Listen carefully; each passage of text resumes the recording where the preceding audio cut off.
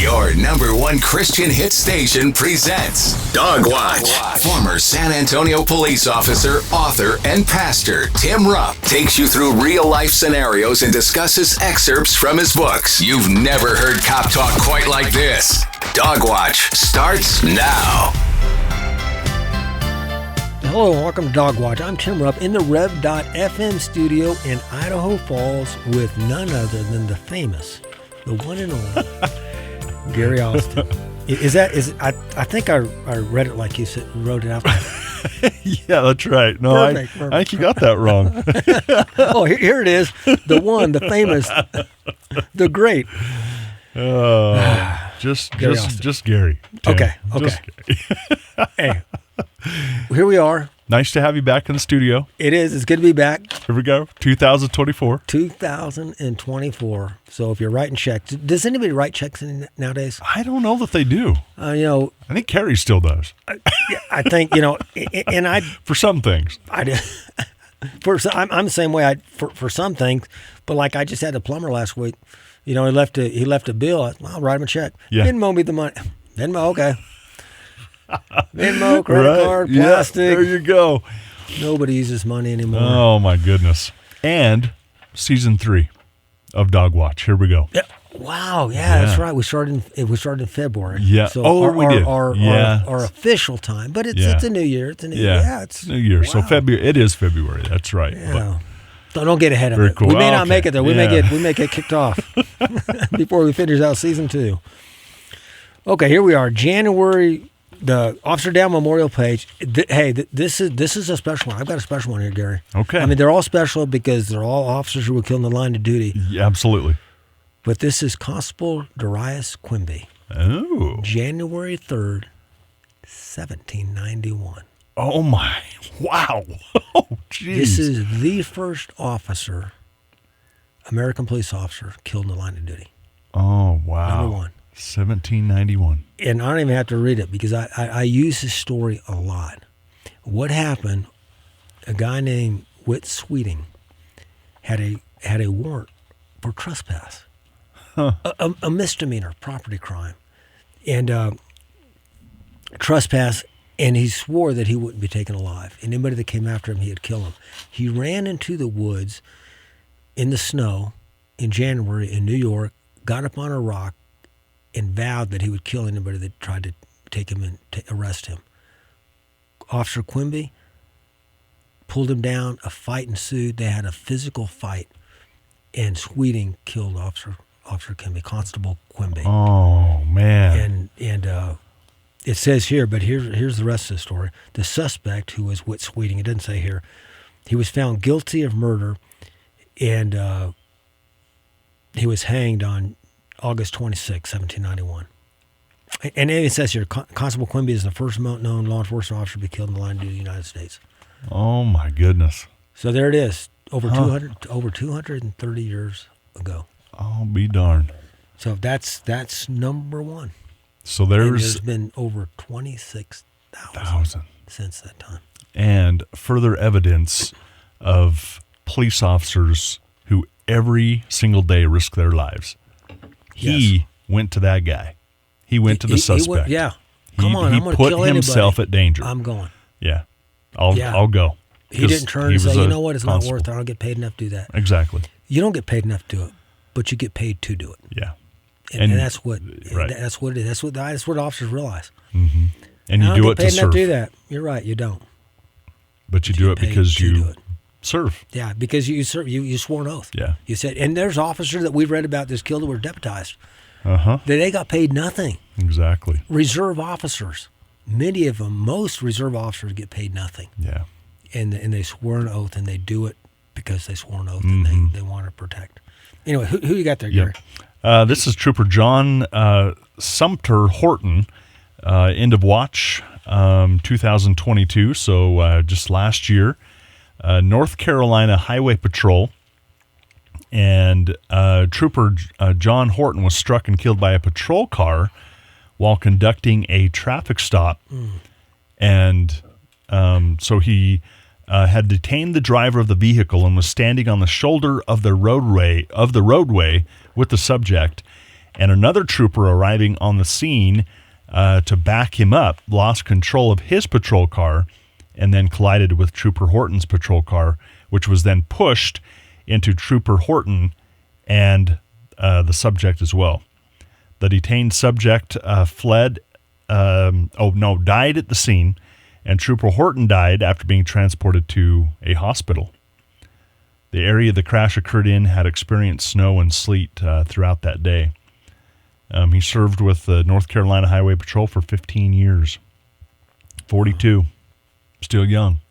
42. 42 years old. And another patrolman hit him. Yeah. Hit the brakes and just slid. Yeah. You know how helpless you feel. Yeah. You know, everybody who lives in Idaho has been driving for any times has felt that. Exactly. And Coming you to have stop sign. And you're going slow. Yeah, you are. You're going 5 miles an hour. You You put your brakes on and you just slide.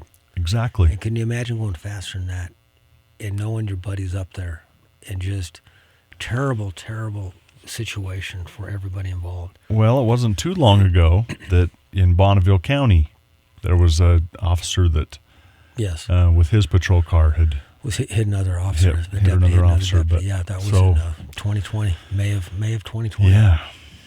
Yeah. Very sad. Sad situation. Speaking of sad situations, I want to talk about something that's really terrible. And this comes from a report a year ago, January of 2023. We're now January 2024. But before we do that, I want to remind you that you can catch Dog Watch on Amazon, Google, Apple, and Spotify podcast platforms. What is wrong with my tongue? I need to go to the doctor and get that checked. Never looked at that. Anyways, you can also catch us at the archives at therev.fm because station manager Gary Austin archives our shows and does a fine job doing it too. Okay, here we go. This caught my eye, Gary. This comes from Law Enforcement Today. Former DEA chief, and DEA is the department, is the Drug Enforcement Agency. What am I saying, department? Drug Enforcement Agency. So it's a federal drug enforcement agency. It says this: China running several operations to get as many Americans hooked on illicit drugs as possible. This, Gary, is scary, and I think this brings out this capsulizes. How do you say that? Capsulizes. Yeah. You say it deeper. It's there you go. There you go. Thank you. Capsulizes. The whole fentanyl problem. And so I'd like to read down through this, and we'll talk about it. Back in January of 2023, so 1 year ago, the Epcot Times published an article detailing China's alleged role, now this is an alleged role, in running an operation that is dedicated to getting American people addicted to illegal drugs. Experts say that China remains the primary source of the precursor chemicals, which are then processed and manufactured into synthetic opioids by Mexican drug cartels, who bring it into the interior of the United States. So here's what's going on, Gary. The Mexican drug cartels are bringing fentanyl into the United States. Mm-hmm. They are producing that fentanyl from the primary source, the primary chemicals that's being supplied to them by China. Mm-hmm. So China's providing the primary chemicals. The Mexican drug cartels are taking them chemicals and making them into fentanyl, bringing that into the United States. Mm-hmm. Since 2019, so 5 years now? Mm-hmm. We're in 2024. Since 2019, data shows that fentanyl overdose has become the leading cause of death among young Americans. Wow. Gary, that's the leading cause of death among young Americans. You would think that we were in a war if you said, what's the leading cause of death among Americans? Well, they're joining the army, going to war and fighting, and they're dying. Yeah. No, they're not. It's drugs. It's fentanyl. Opioids, yep. According to Just the News, the Drug Enforcement Agency has substantial evidence dating back to the early 2010s of Beijing's role in flooding the United States with a wide range of addictive and harmful drugs. I remember I was still a deputy back then with the Bonneville County as reserve deputy. I was riding with a deputy one night, and we pulled a guy over, and or something. He said, "Hey, this guy's drunk or something." The way he was driving. Well, he wasn't drunk. He had some fentanyl and stuff, and he was high. And we found out that he ordered it online from China. Oh wow! Yeah, he got this stuff, and I think they've tried to put a stop to that. But this guy just goes online and orders stuff, and it's shipped UPS Postal Service to his house.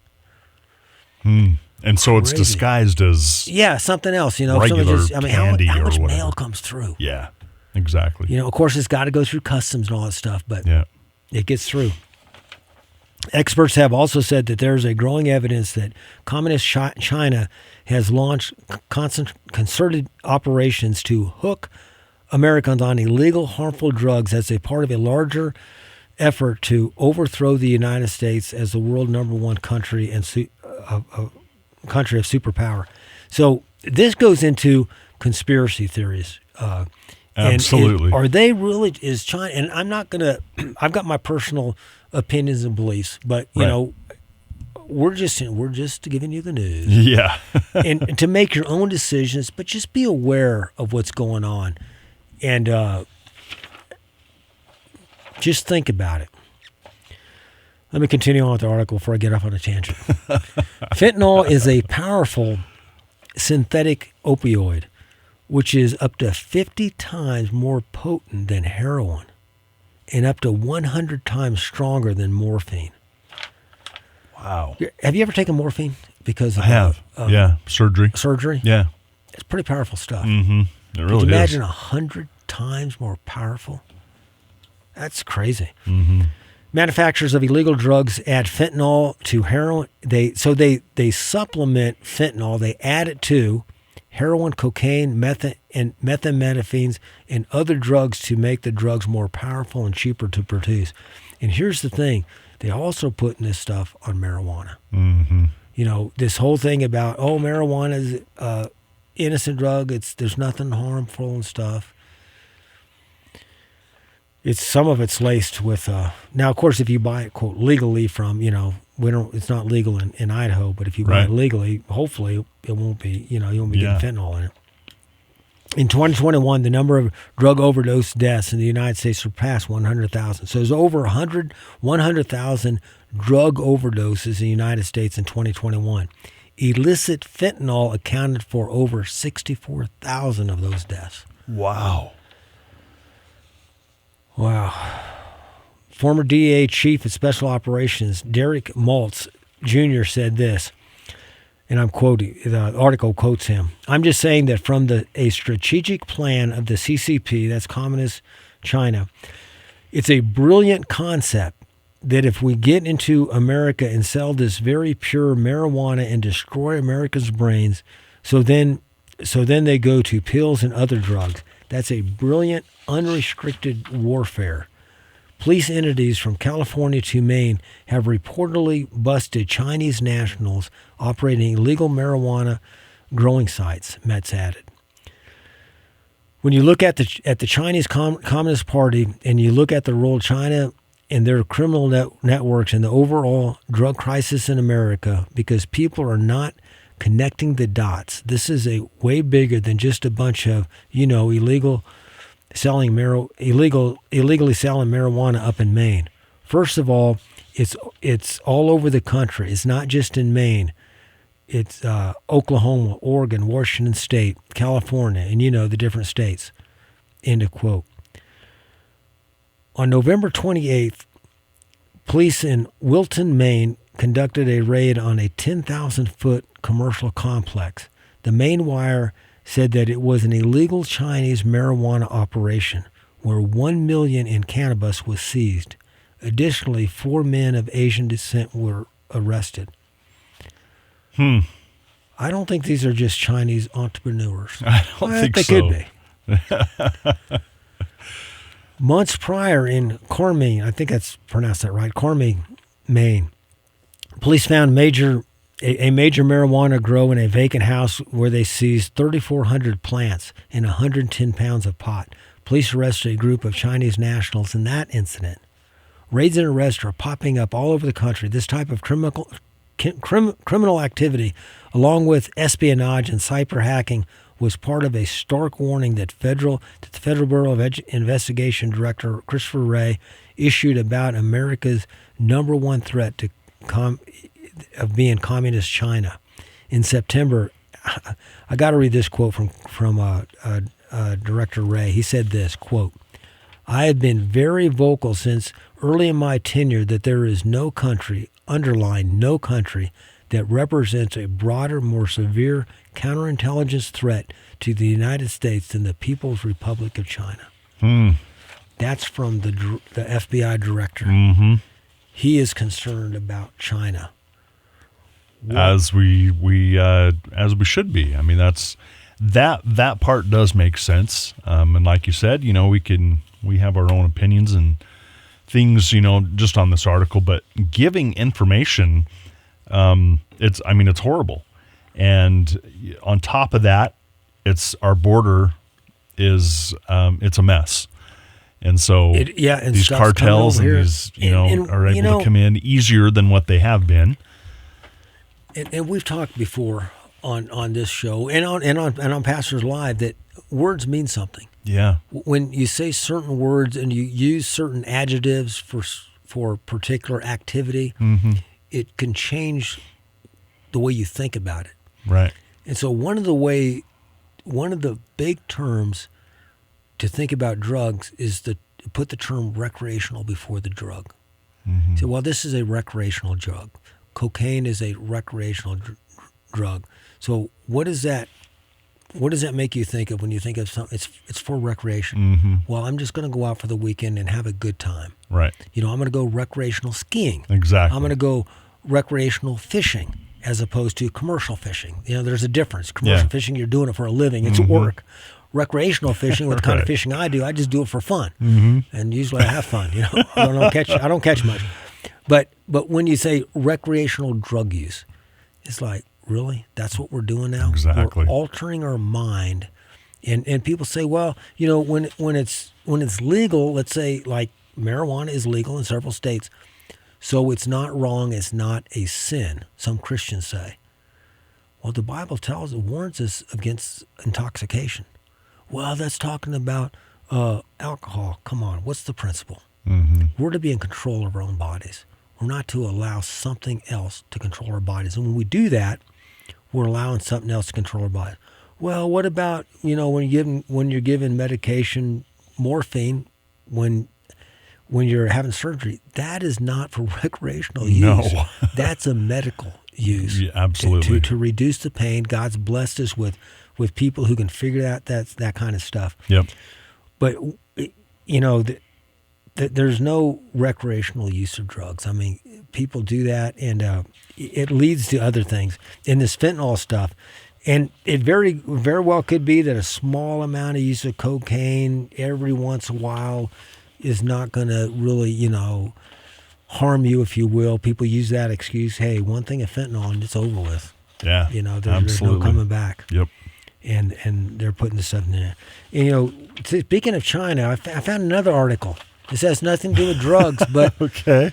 It caught my eye because it has to do with China. The title is this. This also comes from Law Enforcement Today. The title is this: revealed 27-year-old Chinese national arrested in Arizona for vandalizing Jewish synagogue in Michigan.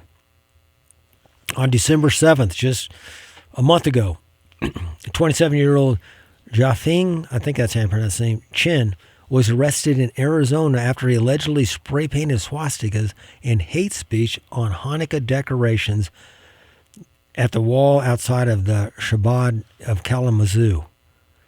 In the Kalamazoo Valley Arcadia Commons campus. Wow, how would you like to go to that school? Wow, okay, in Michigan. According to the Kalamazoo, well, come on, you live in a place called Kalamazoo. Exactly, yeah. I think that's used in a song a lot. A lot of songs are, I don't care if you go to Kalamazoo, Michigan. How many times you say that? Yeah. Anyways, according to the Kalamazoo Department of Public Safety, Chen is a Chinese national with no significant ties to Kalamazoo area. Why was he in Kalamazoo?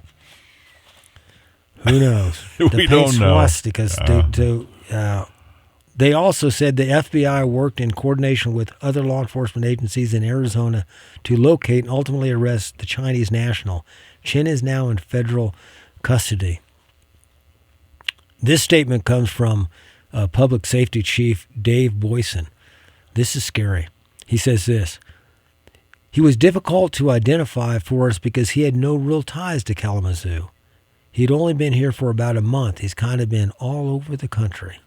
Huh. Why is a Chinese national coming to America all over the country, no ties anywhere, and doing hate speech? Mm-hmm. Just what they call it, stirring the pot. Yep. Stirring stuff up. Exactly. We need to be aware of what's going on around us. We really do. Take our head out of the sand and look. Yep. I am by no means a one of them conspiracy theorists where under every Nor am rock I. you see somebody doing. But you also need to take your head out of the stand and look around. Yeah, you really do. You know, when if you were a duck, you ever thought about that? It's like, I've what been- in the world, Tim, are you talking about? If you were a duck and you were on the water and you see a young family coming by to play with their kids in the pond, you probably would just not think much about it. But if you saw these guys coming with orange and shotguns, you may want to fly off. So what I'm saying is just be aware of things going on. And that's what we need to do. The Bible tells us to be vigilant. Yeah. We teach our kids, stranger danger, and to watch out for danger and to keep an eye out for things. I tell my daughters growing up, and my son, but I tell my daughters to watch things. We talked about that here a couple months ago. Yep. About how to be alert, Safety. how to watch things, and that's the micro. That's taking care of the here and now, right now. What are you going to do? What are you going to looking at? But the macro is, let's look at the big picture, and not only our country but the world. Exactly. And let's take some look at that and see, because from what I've seen lately, nobody likes Israel and America. Mm-hmm. We are not highly respected in the country, or in the country, in the world. well, the country too. Yeah. In the world. Hey, thanks for listening in. If you have a topic or question you want to address on Dog Watch, send me an email. You can email suggestions, questions, comments, or complaints to dogwatch@therev.fm. That's dogwatch@therev.fm. Thought from the good book today: devote yourselves to prayer, keeping alert in it with an attitude of thanksgiving. Thank you for joining us. Remember, make the watch strong.